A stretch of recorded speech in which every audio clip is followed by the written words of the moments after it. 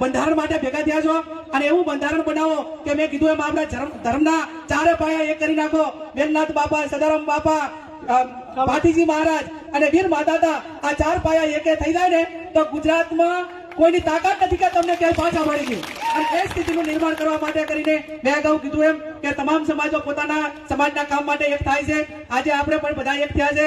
હજુ પણ આખા ગુજરાતના ઠાકોર જેટલા ધારાસભ્યો હોય, માજી ધારાસભ્યો હોય, મેં તો બધાને લેટર લખ્યો છે. હમણાં તમને બધાને મળશે, ધારાસભ્યોને બધાને, કે ભાઈ હવે તમે આમાં રાજકારણમાં તમારે જ્યાં જે તમને જે ફાવે એ કરજો, જેટલું જ્યાં ફાવે એ કરજો, પણ સમાજની વાત આવે ત્યારે બધા એક તો નહીં. શા માટે?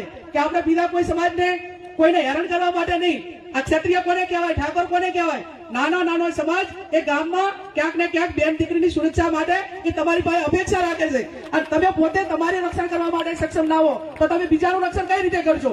આજે નાનામાં નાનો માણસ